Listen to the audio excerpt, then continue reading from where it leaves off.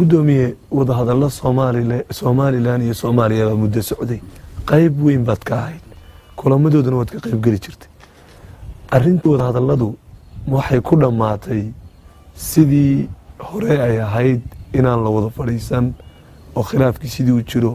mise rajaa jirta ah kulamo dambe ah sidii aduguba laftaadu aad kala kulantay farmaajo anagu markaan la kulana anaga iyo cali khaliif farmaajo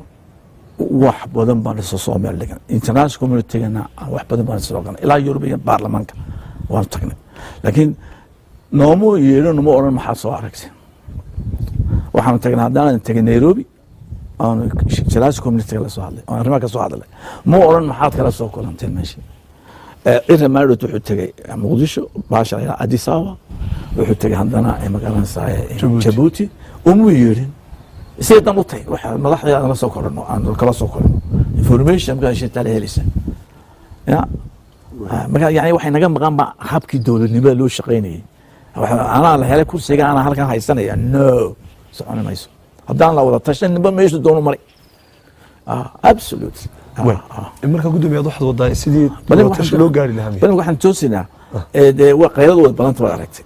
wadanka wax ka qayla ka taagan waad aragtay marka wax la dhageystaa waa inaga inaynu ismaxdumin inuu ka gaadhin si ceelash ismaxdumin jiray naga gaadhin dalila xagee ayay marayaan wada hadaladii u dhaxeeyay Hargeysa iyo Muqdisho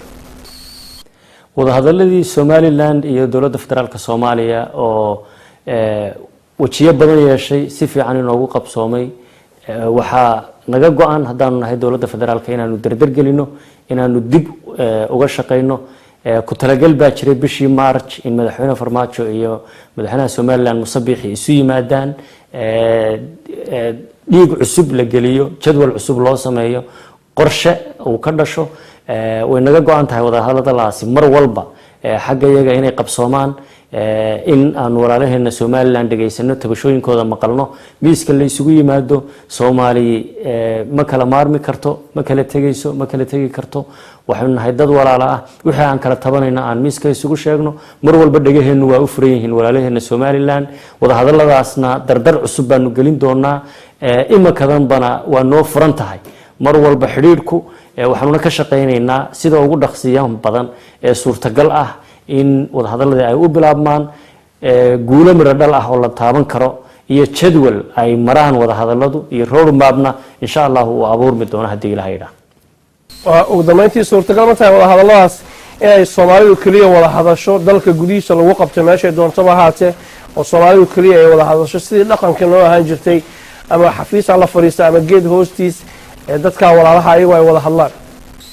taasi waa hamiga ugu weyn ee dawladda federaalku ay ku hamiyeyso qabnana wax naga maanacaya ma jirto sidii Abiy Ahmed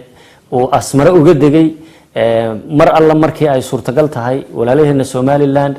iyo Hargeysa iyo madaxweyne Musabixi ay u furan yihiin in madaxweyne Farmaajo uu Hargeysa ka dego walaalaha Soomaaliyeed ee reer Hargeysa la fadhiisto madaxweyne Farmaajo oo la sheekaysto Musabixi la sheekaysto salaadiinta caanka ah ee reer Hargeysa iyo madax dhaqameedka iyo aqoonyahanka iyo culamaa u diinka waxa kale albaabku mar walba u furan yahay madaxweyne Musabixi inuu Muqdisho yimaado markuu doonana ka soo dego annaga dhankayaga waa diyaar haddii berri ka maalin ay suurtoodo in walaalaheena reer Hargeysa madaxweyne Farmaajo ay marti geliyaan ogolaadaanna inuu yimaado diyaar baanu u nahay inaanu Hargeysa ka degno Ilaahay idinkiisa